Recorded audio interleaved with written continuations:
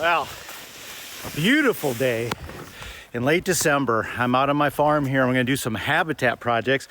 So I got my chainsaw and my earmuffs and all my protection gear. I'm ready to go. But hey, I just got off the phone with a potential buyer, and they had watched one of my videos, one of the earlier videos that talks about land values in western Wisconsin. And he was saying to me, and rightly so, hey, what you said here doesn't match here.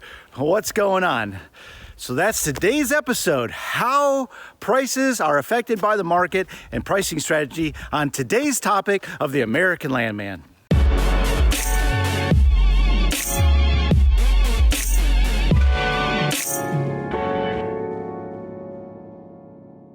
Okay, pricing strategy. Well, I tell you what, I could write a book about this, and I probably should, because there's so many nuances to pricing. But I'm going to try to get this out in a 5 to 8 minute video on why pricing strategy is so difficult for land, and some of the nuances and some of the thought process that I go through and that you should consider when you're looking at a piece of property and how it's priced. So let's just jump in. All right, so when I go out to a property, I approach these sellers a lot of different ways. And namely, first off, I start with the data. It always comes back to the data, and a good land specialist, good realtor can fall back on the data and show you the numbers. And when you're pricing residential homes, it's pretty simple. You've got a neighborhood and you find 3, 4, 5 comps in the last year, and they're all about the same. They got the same square footage, and countertops are formica or granite, and wood floor or carpet, and drywall. I mean, it's basically a commodity price. It's all based on what the neighborhood sells for, and it's all local. You've heard this before: location, location, location. But when you price land, it's a little different. There's a lot of things happen in land. There might be tillable land, there might be wooded land, there might be swamp land. There's farm buildings or no farm building. It's an operational farm or not operational farm. And then you really start diving down into the nitty gritty, if you say, the details, and the details matter. You might have good farmland that has a high yield, has good fertile land. You might have good timber that's marketable timber, that there's a value there, or it might be completely cut over. It could be in government programs like MFL or Farmland Preservation Acts, or they could not. And all those things affect the price. Then there's the seller. Well, the seller probably grew up on this land. And believe it or not, they've sweat in this land. They have bled in this land. Their ancestors may have carved out this farm like I'm on, literally from the wilderness. And there's those family ties. They run deep. They've literally buried their dead in the ground. And when you start to when those influences start to come into play, a lot of things are happening in the mind of a seller. So you've got to take that into account. And let's dive a little bit deeper into that.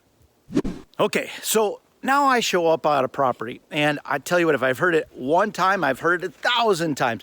My property is the best property around here. This farm is the best. And I've heard that over and over and over. And I tell you, no matter what I do sometimes, no matter what I say, no matter the data that I show them, I just can't persuade the owner to actually look at the data and take that into account from the eyes of a buyer.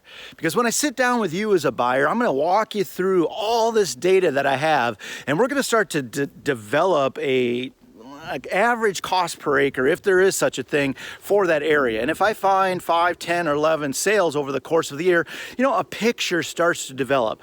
But it's always a range, and the range is also affected by the owner's perception of, I've got the best around here, or their pricing and their negotiation strategies. And what they usually do is, or they usually tell me is, you could start high and always work your way down. And I usually tell the sellers, well, you start high and you might not get an offer. That's the problem. So you got to start within the reasonable area.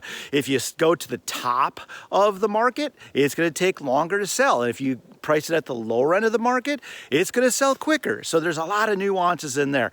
So the sellers dictate this most often. As much as I do, and as hard as I try to help them understand the reality of what they're selling and the pricing. And then there's the buyers. Well, the buyers always want to come in with the lowest price that they can offer. They want to get that property at the best price possible. And they come in at a lowball offer. And well, when I put that in front of a seller, what I hear is, I'm not in a hurry to sell. I'm not selling my land for this. And, you know, it's their land, right? They don't have to sell it. A lot of them don't need to sell it at all, but they're willing to sell it at the right price. And then there's the biggest effect that I've seen in a decade, and that's the effect of COVID.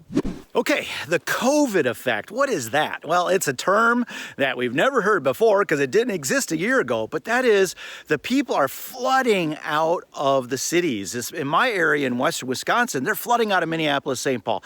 I get dozens of calls a week with people saying, look for some property, find me some property, I'm ready to buy, I'm cash. Well, that is causing an upward trend on the market. It's upward pressure.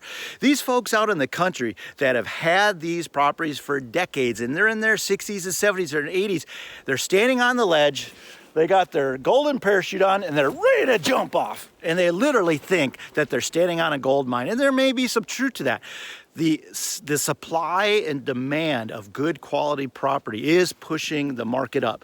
And many of these people, because they believe that they're not in a hurry and they don't have to sell, they see an opportunity of a lifetime. So if you're a buyer and you're waiting for that perfect opportunity, you have to realize you and dozens, if not hundreds of people are waiting for that same opportunity. So you might look at the averages that I'm showing you, but the market averages haven't caught up with the actual sales that have occurred. There's always a lag time. And so that's something you have to take into consideration. Let's talk about one other thing that is affecting the pricing of property, and that is commodity corn and soybean prices. Right now, the corn price, as of last week, was about $4.23 a bushel. And if you look at the farm commodity graphs, you'll notice that it had dropped and it was at probably historical lows about a year ago. But now it's slowly working its way up, and it's currently around $4.23 a bushel. We haven't seen $4 bushel corn in quite some time. And over the last decade, the value of farmland went down, down, down, and it was at a historical lows within this year. But now the corn is coming back up. Farmers are starting to make money on that corn sale. And when they do, they're going to start pulling up the value or the pricing of the farmland. So if you were thinking about buying land and it has tillable land, now might be the time, because there's always that lag. The market, the actual sales, the data that I have not caught up with the commodities and where the prices are going. It is going up. All the land is going up. So you have the COVID effect, you have the commodity effect, and you have the impressions of what this land is valued at, both on the buyer side and the seller side. So I come into the picture, there's a lot of things to think about. Commodities, the market, the trends, the reality of what they think, and the non-reality of what they think and what you think as a buyer. All these things affect the prices. And when I sit down with both sides, buyers and sellers, and I start to show them the data, there's always a little bit of ebb and a flow. There's a range. So if you've ever wondered how I set prices, well, it's not always me. A lot of times it's the sellers that do that and the market effects. Hey, I hope that it's helped you understand the dynamics of pricing land. It's all over the place, but the best way to find out is give me a call. Give me a call. We'll sit down. I'll go over the data. We'll talk about all these nuances, and we'll come up with a price that is good for you if you're the seller and great for you if you're the buyer. Hey, I'm Neil Hauger, and I'm a land specialist with Whitetail Properties Real Estate. Hit that subscribe button. Follow me. If you like these videos, give me a call. I'd love to talk to you about all the things we talk about. Maybe we'll get you into some American land. I'm Neil Hauger, and you've been watching The American Landman. Come on, Lucy. Let's go.